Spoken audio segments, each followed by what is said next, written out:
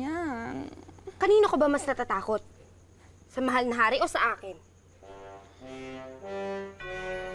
Ito na nga.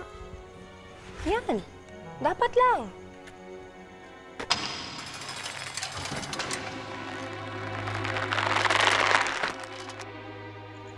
Dorfina?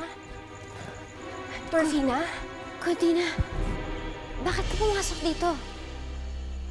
Gusto kitang samahan. Narinig ko ang ginawa ng mahal na hari sa'yo. Mali to. Hindi ka niya dapat kinulong. Kapatid ko.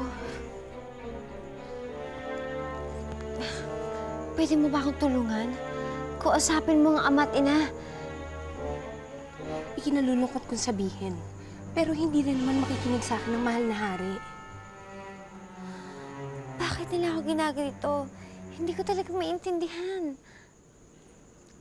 Dorfina, gusto mo ba talagang malaman kung bakit kanila kinulong dito? Sabihin mo sa akin ng totoo, Gwendina.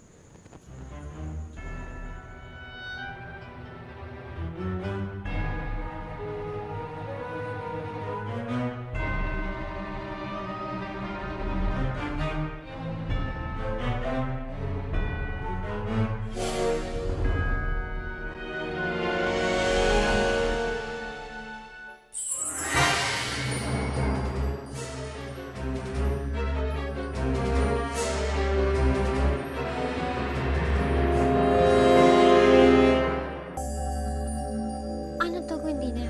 Sino sila? Hindi mo sila kilala? Hindi. Sino ba sila?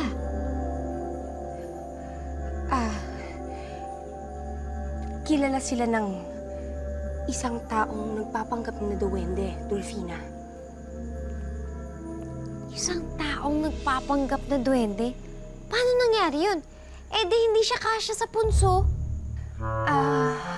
Gwendina, sabi mo sa akin, sasabihin mo kung bakit ako kinukulong nila ina at ama. Dahil wala silang tiwala sa'yo. Ano? Tingnan mo, Dorfina. Yung mga ibang duwende naman, hindi sila pinaghihigpitan ng kanilang mga itang at inang. Dahil may tiwala sila sa kanilang mga anak. Pero si Reyna Abiana at Haring Calixto, wala silang tiwala na meron kang kakayahan na alagaan ang iyong sarili. Dahil wala akong kapangyarihan? Pero kung totoo mo silang magulang, at kung mahal ka talaga nila, hindi nila dapat isipin yon. Ang iisipin nila, Dorfina, ang iyong kaligayahan. Yun ang dapat. Hindi ba? Prinsesa Dorfina, hindi ko kami pwede magtagal. Pero, Gwendina, sandali lang. Babalik kami. Babalik kami. Gwendina!